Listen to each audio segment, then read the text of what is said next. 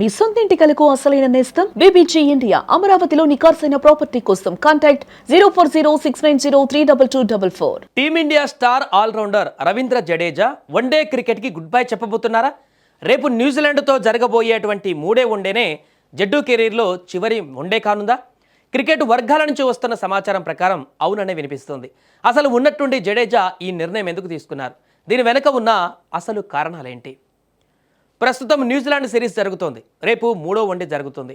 ఈ మ్యాచ్ తర్వాత జడేజా తన రిటైర్మెంట్ ప్రకటించేందుకు రంగం సిద్ధం చేసుకున్నట్లుగా తెలుస్తోంది.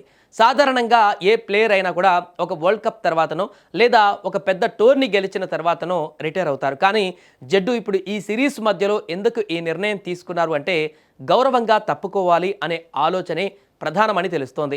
క్రికెట్లో ఒక సామెత ఉంది, జనం నిన్ను ఎందుకు రిటైర్ అవుతున్నావు అని అడగాలి కానీ ఎప్పుడు అవుతావా అని అడగకూడదు అని. జడేజా సరిగ్గా అదే ఫాలో అవుతున్నట్లుగా కనిపిస్తోంది. ఇక జడేజా ఈ నిర్ణయం తీసుకోవడానికి ప్రధాన కారణం అతని ఫామ్. ఎంత ఘోరమైన ఫామ్లో ఉన్నాడంటే భారత గడ్డపై వన్డేలలో హాఫ్ సెంచరీ సాధించి దాదాపు 13 ఏళ్లు కావస్తుంది. దీన్ని బట్టి అర్థం చేసుకోవచ్చు జడేజా ఫామ్ గురించి. అయితే ఇన్ని రోజులు బౌలింగ్ ఫీల్డింగ్తో నెట్టుకు వచ్చిన జడేజా ఇప్పుడు తీవ్ర విమర్శలు ఎదుర్కోవలసిన పరిస్థితి వచ్చింది. దానికి కారణం న్యూజిలాండ్ సిరీస్లో అతని బౌలింగ్, బ్యాటింగ్, ఫీల్డింగ్ చెత్తగా చేయడమే. అదే సమయంలో యువ ఆల్రౌండర్ అక్షర్ పటేల్ అద్భుతంగా రాణిస్తుండటంతో జడేజా పైన ఒత్తిడి మరింత పెరిగింది. ఇక రాజ్కోట్లోని తన సొంత మైదానంలో జరిగిన ఈ మ్యాచ్లో జడేజా నెమ్మదిగా బ్యాటింగ్ చేశాడు. 44 బంతులు ఎదుర్కొని కేవలం 27 పరుగులు మాత్రమే చేసి 61.36 స్ట్రైక్ రేటుతో నిరాశపరిచాడు. బౌలింగ్లోనూ వికెట్లు తీయలేకపోయాడు. ఈ సిరీస్లో ఇప్పటి వరకు 2 మ్యాచ్లలోనూ జడేజాకు ఒక్క వికెట్ కూడా దక్కలేదు. దీంతో జడేజా పైన మాజీ క్రికెటర్లు విమర్శనాస్త్రాలు ఎక్కుపెట్టారు.